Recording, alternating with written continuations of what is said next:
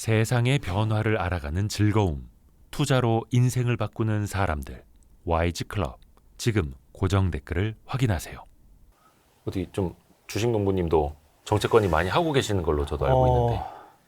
사실 이제 그런 환경을 누리고자 굉장히 노력을 해왔던 거죠. 사실 이제 저는 뭐 이렇게 주식 투자를 우리나라 기업에만 이렇게 해왔지 않습니까? 네. 그런데 어떻게 보면은 저는 이제 투자자라기보다는 사업가적 관점에서 이렇게 바라보고 투자를 해왔습니다. 그러다 보니까 지금 굉장히 좀 어려운 시기를 겪고 있죠. 아, 개인적으로 좀 요즘 어려우세요? 어렵죠. 오. 왜냐면 뭐 제가 이제 투자한 기업들 보면 예. 뭐 과거에는 이제 내가 뭐 5% 이상 10개 기업에 투자가 됐었지만 예. 지금 이제 4개 기업에 투자가 돼 있습니다. 아, 과거에 그 5% 이상 보유하고 있다. 지분 공시를 하셨던 종목들이 10개가 아니라 훨씬 더 많았었잖아요. 아니요. 10개가 제일 많았었죠. 10개가 제일 많았을 때였네. 근데 지금은 그게 4개로 줄었어요. 기업이죠. 그럼 나머지는 5% 이하로 좀 줄여놨다라는 거예요. 그렇죠. 그 6개는. 왜 그러셨을까요? 뭐 여러 가지 이유가 있지만은 우리나라는 뭐 이렇게 남 잘 되는 거 이렇게 함께 이렇게 잘 되고자 하는 그런 문화는 아닌 것 같아요. 그래서 이제 제가 이제 투자한 기업들 보고 이러면은 다 굉장히 우량하고 정말 안정성이 있는 아주 훌륭한 기업들입니다. 네. 뭐 예를 들어서 뭐 조광피혁이 됐든 음. 한국경제TV가 됐든 아이리스 홀딩스가 됐든 국보디 디자인이 됐든 기타 뭐 신라교육이 됐든 뭐 농심홀딩스가 됐든 아니면 넥센이 됐든 뭐 이런 기업들 놓고 보면은 다 회사 내용은 지금 아주 건실하고 좋은데 네. 뭐 오너 입장에서 보면 주가 올라가는 게 불편한 거예요. 그리고 또 뭐 이게 주가가 올라가면은 오히려 지들에게 죄송합니다. 지들이라고 얘기를 해서 자기들에게 아니요, 다 박영 대표님보다 나이가 어릴 텐데 아닌가? 자기들에게 유리하지 않다라고 생각을 하니까 예. 그냥 그대로 그냥 방치를 해놓는 거죠. 왜냐하면 걔들 입장에서는 뭐 증시 통해서 자금을 조달할 이유가 없기 때문에 그래서 이런 기업에 투자한 선량한 투자자들은 그냥 소가리를 앓고 있는 거죠. 그래서 이제 이런 모든 부분들이 우리나라의 어떤 법 제도 때문에 그렇다. 그래서 결국 제가 이번에 아마 이제 윤석열 정부에서 네. 상속세 문제. 아, 네. 지금 화두가 되고 예. 있죠. 이것도 지금 이제 손을 보려고 좀 하는 것 같더라고요. 네. 근데 이제 우리나라가 어떻게 보면 이제 상속세가 세계에서 제일 높습니다. 그 경영권까지 행사를 하게 되면은 세율이 60%가 되죠. 그렇죠. 이제 뭐 50%에다가 할증을 하면은 60%까지 가니까 예. 이제 그런 세금이 뭐 기타 뭐 배당세나 법인세 뭐 이런 모든 부분들을 종합소득세까지 모든 걸 내고 나서 또 이후에 내는 거기 때문에 내는 사람 입장에서 보면은 굉장히 억울하잖아요. 누구나 다 절세나 뭐 탈세를 좀 하려고 하지 않겠습니까? 이거는 인지상정이라고 보는 거거든요. 그래서 이런 부분에 대해서 이제 우리가 과거에 못 살 때는 그게 가능했지만 이 잘 사는 입장에서 좀 자본이 이렇게 선순환될 수 있도록 좀 합리적으로 좀 이렇게 논의를 좀 해줬으면 좋겠다. 그래서 OECD 평균이 한 26% 정도 되거든요. 그래서 정부에서 이제 상속 증여세를 자본 차익세로 받아서 매각을 할 때 내는. 근데 이제 이런 부분도 여러 가지 문제점이 있는 것 같아요. 그래서 이제 이 상속 증여세도 좀 이렇게 현실적으로 정말 이게 30% 미만으로 떨어뜨려서 조기에 증여를 해서 경제 파이를 키운 후에 이 세수를 이렇게 확보하게 되면 훨씬 많이 누릴 수 있는 거거든요. 사실 우리는 이제 상속세가 굉장히 전체 세수 중에서 크다고 생각을 하는데 전체 세수 중에서 2%가 조금 넘거든요. 얼마 안 되는 거죠. 예, 얼마 안 됩니다. 그것도 사실 뭐 이건희 회장님이 내시는 거나 돌아가시면서 그쪽 삼성일가 예. 그런 게 좀 있었으니까 예. 그 정도가 되는 거고요. 이게 사실 대주주 입장에서는 주가가 올라가면 세금을 많이 내야 되기 때문에 그래서 주가를 더 막 눌러놓으려고 그렇죠. 하는 거고 IR도 잘 안 하고 투자자 소통도 안 하는 거고 예를 들어서 시가총액 2천억짜리 회사의 대주주 지분율이 50%다. 그럼 꽤 지분율이 높은 거잖아요. 네. 상장사 치고는. 근데 1,000억 원이죠. 근데 그걸 만약에 그분이 돌아가셔서 자식에게 물려주면은 600억 원어치 세금을 내고 400억 원만 물려줄 수 있고 그러면 시가총액 2천억 원인데 400억 원이면 지분율이 20%밖에 안 되는 맞습니다. 거죠. 그러면 그 자식은 20%를 가지고 경영을 해야 하니 경영권도 위태위태하고 그럴 바에는 이걸 왜 이렇게 해야 되나. 그렇죠. 자괴감도 느끼는 거고 세금은 또 세금대로 나게 되고. 그렇습니다. 그러니까 이런 게 굉장히 지금 현실적인 문제여서 이걸 개선하자 라는 겁니다. 이게 또 오해하실 분들이 분명히 계실 텐데 아니 왜 부자들 세금을 깎아주냐고. 1,000억, 2,000억씩 상속받는 사람들은 부자 아니냐고 막 이럴 것 아닙니까? 근데 이제 그거 이제 문제로 인해서 네. 뭐 증권 시장에 상장이 되면 이제 개인 회사는 아니잖아요. 공기업이잖아요. 공개 기업이죠. 예, 공개기업이잖아요. 네. 그런데 이제 우리나라는 이제 소유와 경영이 분리가 되어 있지 않고 잘안 집중되어 되죠. 있잖아요. 네. 이러다 보니까 그 피해를 누가 보느냐? 그 소액 투자자들이 보는 거 아니겠습니까? 네. 그래서 이런 부분은 좀 이렇게 큰 틀에서 사회적 합의하에 좀 이렇게 그 새로 개편이 좀 되면 좋겠다는 생각을 합니다. 그런데 그 이렇게 얘기하고 이러면은 네. 워낙 그 지금 그 소득의 어떤 그 불균형 상태, 양극화가 심하다 보니까 이걸 이용하는 이제 뭐 정치인들이 좀 많이 있지 않습니까? 근데 지금은 대한민국은 지금 세계 그 10위권에 어떻게 보면 경제 대국이거든요. 그래서 좀 큰 틀에서 이런 부분들도 좀 논의가 좀 이루어졌으면 하는 바람을 저는 가집니다. 이게 그러니까 부자 감세 프레임을 누가 씌우려 하더라도 우리 국민들이 이제는 똑똑해져서 그거 알고 보면 부자 감세 아니야. 네. 돌고 돌고 돌아서 서민들한테 영향이 오기 때문에 상속세율 개편하라고 하는 거고 대주주 양도소득세 기준도 완화하라고 하는 거야라고 이제 좀 아시겠죠? 와이스트리트 구독자분들은. 아주, 예, 정리를 아주 잘 하신 것 같습니다. 저희 분들은 이제 수준이 높습니다. 네. 또 이제 보시기 시작하면 수준이 높아집니다, 여러분. 예, 딸랑딸랑. 근데 이제 우리나라만의 독특한 문화가 있지 않습니까? 예를 들어서 창업주의 가족, 이른바 오너, 총수라고 하는 사람들은 항상 최대 주주여야 돼. 대주주여야 해. 경영도 함께 해야 돼. 내 자식 또 손자가 경영을 해야 돼. 근데 미국 기업들은 그런 거 없지 않습니까? 지금 스티브 잡스가 뭐 자기 딸한테 물려준 것도 아니고 엔비디아 젠슨 화항도 지분율 뭐 3.5%밖에 안 된다고 하고 그나마 제프 베이조스 뭐 아마존 같은 게 조금 지분율은 높다고 해도 뭐 블랙록이나 자산운용사들이 자기 지분율보다 초과해서 지분을 사도 뭐라 안 하잖아요. 예. 그렇다고 해서 막 견제하고 막 이사회 오지 말라고 하고 막 주총장 막하고 이러진 않잖아요. 네, 미국은. 그렇습니다.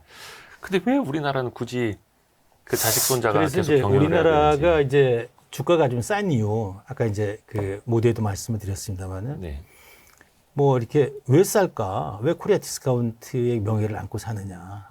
이런 얘기들 저 짚고 넘어가다 보면은 이제 주주 환원율이 낮다. 이게 이제 근본적인 원인인 것 같아요. 그러면 왜 주주 환원율이 낮을까? 예.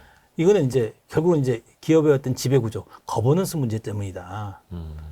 그래서 그 우리는 이제 소유와 경영이 분리가 안 돼 있잖아요. 그렇죠. 그래서 소유와 경영이 이제 좀 이렇게 분리되고 뭐 분리가 되지 않더라도 우리가 뭐 삼성의 그 그룹은 뭐 이재용 회장 일가, 뭐 SK는 뭐 최태원 회장 일가, 하나는 뭐 김성현 회장 일가 뭐 이런 형태로 얘기를 하지 않습니까? 그렇죠. 우리가 이제 그런 사람들도 이 뭐랄까요, 그 전문 창업 경영인으로 이렇게 불러줘야 되고, 그 다음에 또 그 이렇게 쌓인 이유 중에 하나는 이제 그 이 주식회사를 끌고 나가는 그 뭐 주주가 있고 감사가 있고 이사회가 있고 하지 않습니까? 네. 그러면 이 이사회가 그 어떻게 보면은 그 주주를 대표해서 회사를 끌고 나가잖아요. 근데 뭐 이사회 포함해가지고 감사 그 위원회까지도 이 지배주주에게 이렇게 종속이 돼 있잖아요. 그래서 이 이사의 어떤 그 이 수탁자 책임 의무를 주주에 대한 어떤 책임을 이렇게 지울 수 있는 그런 그 이 법 제도가 만들어져야 된다. 그래서 지금 이제 최근에 그 상법 382조 그 3항에 보면은 네. 그 이사는 그 신의 성실의 원칙에 의해서 그 회사를 위하여 그렇죠. 충실 업무를 다해야 된다. 그렇죠. 이렇게 되어 있는데 이제 이런 부분을 회사를 위하여라고만 예. 되어 있죠. 그래서 이사는 그 회사와 이제 주주를 위하여 이렇게 좀 이렇게 그 바꿔야 된다는 이제 움직임이 지금 벌어지고 있는데 네. 지금 뭐 민주당에서 지금 이용호 의원이 아마 발의를 지금 한 걸로 네. 알고 있는데 뭐 이렇게 확 진행이 안 되는 것 같아요. 그래서 이제 이런 부분들이 그 좀 진행이 좀 이렇게 돼야 될 것 같고 그런데 이거는 저는 이제 그 이 해석의 문제라고 생각을 하거든요. 네. 뭐 회사라고 하는 것은 이제 지배주주가 있고 일반 주주가 있는데 지배주주보다는 일반 주주가 좀 불리하잖아요. 그러면 일반 주주의 어떤 그 우선에서 뭔가 이렇게 정해져야 되는데 우리는 이제 법원에서 대법원에서 그런 판례를 이렇게 저 잘못 해석을 저는 했다라고 생각을 하거든요. 그러니까 법이 그렇게 되어 있으니 음, 그러니까 이사진이 경영진이 이사회에서 음, 우리 회장님만을 위한 결정을 하더라도 예, 그냥 그게 바로 회사를 위한 판단 아니요. 예, 저 사람들은 잘못 없어 이렇게 해줬던 거죠 지금까지. 그렇죠. 근데 그게 아니라 상법을 이사가 회사를 위하여가 아니라 회사와 모든 주주를 위하여라고 바꾸면 예, 이거는 다른 소액주주들의 이익에 반하는 거니 경영진 이사들 당신들이 유죄가 될 수 있어라고 하면은 바짝 긴장하고 경영을 하겠죠. 그렇죠. 예. 그래서 아마 이제 그 이사의 어떤 그 주주의 비례적 이익이 보호될 수 있도록 하는 법 조항이 좀 이렇게 만들어지고, 그 다음에 이제 또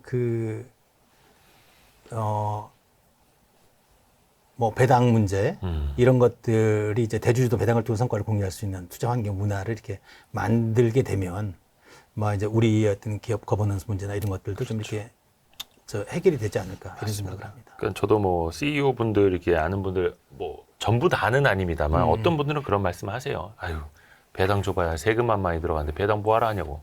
내가 그러니까. 카드 많이 쓰고 근데 이제 좋은 차 우리는 타고 월급 많이 받아가는데 배당을 이제 이렇게 받다 보면은 아까 이제 2천만 원 넘으면 이제 종합소득으로 예. 그 환산이 되면 38.5% 이제 세금을 내야 되잖아요. 그중에 네네. 지방세까지 하면은 이제 43% 세금을 내야 되는 예. 거고 또 뭐 이제 건강보험료라든가 의료보험료까지 또 포함하면 올라가죠. 50% 이상이 되니까 뭐 그걸 선택할 이유가 없는 거죠. 거의 그냥 우리나라 지금 현재의 법 체계는 배당하지 마라고 써 있는 거나 마찬가지인 거죠. 그렇습니다. 정말 바꿔야 될 게 많은데 뭐 대주주 요건, 금융투자소득세를 뭐 폐지하는 것도 그렇고 배당소득 분리과세도 그렇고 상법 382조 3항 이사의 충실 의무를 개정하는 것도 그렇고 그다음에 이제 또 하나 이제 제가 얘기하는 것은 뭐 뭐 이제 이렇게 많네요. 상장사 그렇죠. 상장사 시가평가 제도 이거 중요합니다. 이게 그 이제 모든 게 이제 뭐 합병이라든가 상장 폐지하거나 뭔가 이렇게 할 때 시가로 다 이렇게 그 결정을 하지 않습니까? 근데 시가라고 하는 것은 이제 일반 주주들이 만드는 가격이잖아요. 증권 네. 시장에서. 네. 그러면 대부분 다 이렇게 보니까 우리나라가 이제 PBR이 뭐 0.23배짜리들이 많잖아요. 맞습니다. 이건 우리나라만 있는 일이거든요. 왜 그럴까? 근데 주주 환원율이 굉장히 낮다 보니까 그 기준에 따라서 이렇게 만들어지는 것 같아요. 네. 그래서 그 이 시가 평가 제도를 순자산 가치가 시가가 아니라 순자산 가치나 공정 가치로 이렇게 평가를 하게 되면은 야, 나는 그것만 바꾸더라도 그럼요. 뭐 엄청 지수 달라지죠. 3천, 5천 난 10,000포인트도 갈 수 있다라고 얘기를 하는 거거든요. 근데 왜 이거를 시도를 안 하는지 모르겠어. 그러니까 이것도 또 제가 부연 설명을 자꾸 드려야 될 것 같은데 예. 혹시나 모르시는 분들을 위해서 시가평가제도라는 거는 그냥 현재 있는 주가 그게 시가인 거고 상속할 때 증여할 때 또 합병할 때 대부분 현재 주가를 따르다 보니까 물론 과거 평균 뭐 2개월 뭐 이런 제도는 있습니다만 그래서 대주주들이 이걸 싸게 하려면 주가를 눌러놓는다라는 거죠. 계속 악재 퍼뜨리고 호재 안 알리고 IR 안 하고 실적 일부러 좀 안 나오게 하면서 주가를 쭉 눌러놓으면 결국은 소액주주들만 막 죽어나가는 건데 본인들은 아주 싼 값에 합병을 하거나 인수를 하거나 상속증여세 덜 내거나 그래서 뭐 주당 순자산 가치가 10,000원인 회사도 심지어 1,000원, 2,000원 가치로 합병하고 증여할 수 있는 게 대한민국의 현실이니 그러면 주당 순자산 가치가 10,000원이라면 현재 주가가 1,000원, 2,000원이더라도 10,000원을 기준으로 합병하고 10,000원을 기준으로 뭐 상속증여를 하든지 하라라고 하자라는 거죠. 이게 그 공정하고 상식적이지 않습니까? 그렇죠. 근데 우리는 그렇게 안 되어 있다. 예. 그래서 오히려 이제 우리나라 같은 경우는 지배주주나 뭐 대주주들이 그 기업 가치나 주주 가치를 훼손하더라도 오히려 그 사람들이 이렇게 덕을 보는 그런 것들을 왜 그냥 보고만 있어야 될지 이제 투자자 입장에서 보면 좀 답답하죠. 주주 가치를 훼손하고 네. 주가를 눌러놓을수록 대주주에게는 이득이 되니까 예. 지금 법이 그렇게 되어 있으니까 예. 그 법을 고치자라는 겁니다. 사실 이것만 바꿔도 우리나라 그 밸류에이션이 아무리 우리나라가 이제 수출 위주 뭐 사이클 타는 산업이라 하더라도 네, 그랬어. 한 50%는 올라갈 거다. 그러면 또 국민연금 입장에서 좋은 거고 그렇죠. 국민의 노후 자금도 올라가는 네, 거고 그러면 누이 좋고 매부 좋고인데 예. 국민연금 이제 나와서 얘기했지만은 이제 국민연금이 지금 거의 한 1,000조 가까이 되지 않습니까? 네. 근데 국민연금이 그 주식 투자 비율이 한 34% 정도 됩니다. 네. 그 뭐 대부분이 해외 주식이죠. 그 해외 주식이 지금 많죠. 네. 국내 주식은 한 14, 15% 4~5% 정도 예. 됩니다. 그래서 이 뭐 2050년 되면 뭐 국민연금이 이제 뭐 고갈 이런 얘기들을 많이 하고 이러는데 국민연금의 그 수익률을 올릴 수 있는 길은 간단하거든요. 우리나라 국민연금이 가장 큰 손이잖아요. 우리나라 네. 기업에 많이 투자가 돼 있고 뭐 배당 성향, 배당 수익률을 아니면은 이제 주주 환원율을 이렇게 높이게 되면은 그 1%만 올리더라도 거의 뭐 한 그 10년 정도 이렇게 그 고갈을 이렇게 면할 수 있고. 아, 그럼요. 그 다음에 또 그것뿐만이 아니라 이 우리나라는 또 ROI라고 해서 투자 수익률이 굉장히 낮지 않습니까? 네. 뭐 회사에서 많이 벌면 회사에서 그냥 그 미래의 어떤 그 뭐 이염을 대비해서 그 자금을 쌓아놓고 있지 않습니까? 근데 그런 자금들이 회사의 미래를 위해서 쓰여지는 게 아니라 나중에 결국은 뭐 지배주주나 대주주를 위해서 사용이 되는 경우가 많지 않습니까? 네. 그래서 이런 부분들을 이 배당을 통해서 이렇게 환원시킴으로 인해 가지고 이 회사의 그 ROI 그 투자 수익률을 이렇게 올리게 되면은 외국인들도 많이 들어오지 않겠습니까? 네. 그래서 이런 ROI 이런 부분들이 대만과 비교하고 이러면은 그 배로 그 우리가 낮게 평가돼 있습니다. 그래서 그 경영의 어떻게 보면 효율성 지표라고도 볼 수 있는 건데 우리는 그게 참 거꾸로 가 있다. 네. 고쳐야 될 게 참 많습니다. 자, 요 이야기는 요 정도 하고